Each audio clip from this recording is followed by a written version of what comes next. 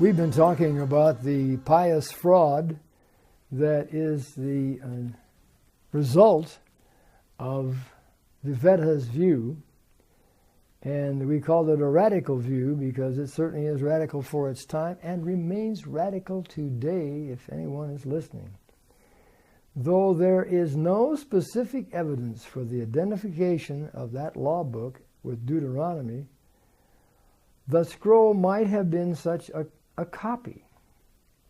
Further, it is amazing that the supposed documents of the Pentateuch were to take D, we had J and E, to take D, that is Deuteronomy, as their datum point. This is the thing that is critical to all of this. They have J for Jehovah, or Yahweh. They have E for Elohim, but it's D that is the datum point. It's the one from which they date this and that around this particular point. They thought they really had the whole thing figured out at this point. So a datum point, J-E-N. Also, we're going to find, I just throw it in here, there's also going to be a, well, I'll say, see below, there's a P document that will be added, and that'll be the main four. If Deuteronomy does not date from 622 BC, the other sources' dates are invalid. That is, the house of cards falls by its own weight. So they really put all their money here, you might say, when they came up with this view. Well, a man by the name of Eichhorn was also very important in the day, and he has two H's in his name, Eichhorn. These were considered great, big, important scholars in the German universities. And there were bunches and bunches of them. I have charts of this particular scholar was here, and then it's like the Major League Baseball. They'd be all-stars in one place, and then they'd be moved around. And German scholarship was kind of like that. And you always see the German professors in the old pictures, and they have this, they're seated at a lectern, and they're leaning over the lectern, or they got their arms out here, and they always look very authoritative, you know. And they are telling those students what for. And it's quite a picture. Well, Eichhorn now followed Dewetle in his views. And by the end of the 19th century, we come to Karl Heinrich Graf, K.H. Graf, right here. He doesn't stand out so much, but he is one of the links in the chain, because after him comes the one who gets all the credit for this, the one who popularizes the view, and that is Julius Wellhausen. And you call this, frequently you call this Wellhausenism. We hear that a good bit. And he lived, as I got up here, from 1844 to 1918. More than ever. The key word now is sources. So Wellhausen did the popularizing. He made the attractive synthesis in his Prolegomena to the history of Israel. Prolegomena means that which is said before. And it's a big book. And there are English translations. I have one that is most revealing about how they thought at that time. Some biographical statements are in order here. And we could talk about some other books that would fit into the period. But basically, if you get a hold of the Wellhausen Prolegomena in English, the key part's there, right there in pages 3 and 4.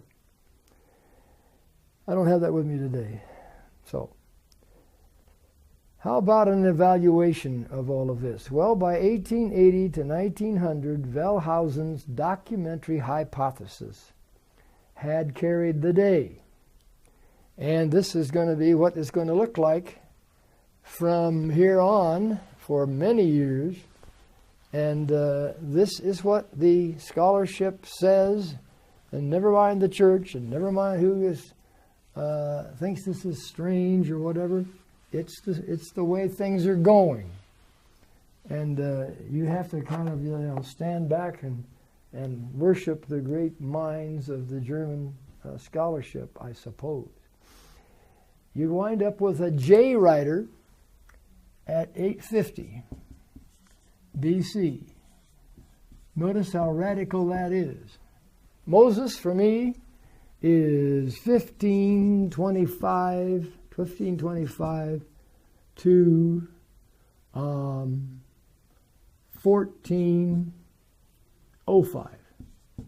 80 years in Egypt, 80 years in the wilderness, and 80 years in the wilderness, with the children of Israel.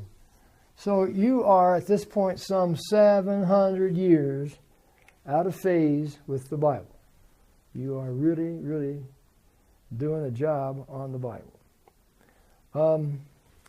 The Elohist is 750, so E comes along here is 750, they say, based on all their intricate ideas about it. The Deuteronomist, though, the datum point is 622. They stick to that to this very day. And then the priestly writer, who is the supposed writer of all the material of interest to the priestly class. For example, liturgical texts, worship portions in the Bible, and genealogies. He was dated to about 570, the P document, they call it. And so we've got him about 570. Sadly enough, that P document and the genealogy, right there in Genesis 5 and 11, you see what you do when you say that. Genesis 5 and 11, written by somebody in 570 BC. That's why when you look at the Discovery Channel today, they will be talking to you about the Torah being written during the Persian period, which is madness, but it's a carryover from all of this that's still hanging on to us. And that is very bad. Add to this whole picture the idea of redaction. Redaction, extensive editing. If something doesn't fit their idea of what should be in the text, then they'll say, well, that's the redactor. He came in and later on he changed this thing or other. My goodness, that gives them complete, say over all of this and leaves the rest of us just in the dust. This is, though, however, the classical view influenced by the thought of that day that included what we've said, the anthropomorphic worldview, the evolution of man, that is, Darwin's Origin of the Species had been published, the evolution of man, and the claim that religion is subjective feeling, just the things we started out with in our presuppositions. The main problem to Wellhausen: did the Mosaic Law mark the beginning of the history of Israel as a nation? Did the Mosaic Law mark the beginning of the history of Israel as a nation? When did Israel become Israel? I go to Mount Sinai, and I'm talking Exodus. And there's when they're first called Israel as a nation. His answer, however, is no. Traditional answer is yes. A corollary to the first problem was Mosaic Law the beginning of the history of Judaism, which grew out of the nation exiled by the Assyrians and the Babylonians? His answer, yes. The Mosaic Law was the beginning of Judaism. And when do we first find the word Jew even in the Old Testament? It's not till Jeremiah. Before that time, the people that we know in the Bible as Israel were the Hebrews and the sons of Israel, those kind of terms, so that this is really bringing things down later and later. Was Mosaic Law the beginning of the history of Judaism? His answer, Wellhausen's answer, yes. Traditional answer, no. In a very real sense, I'll say it again, Wellhausen pulled the Old Testament inside out. The law comes after the prophets. Everything is late, late, late. The historical books were written far after the time, all in the exile. One cannot take biblical history at face value.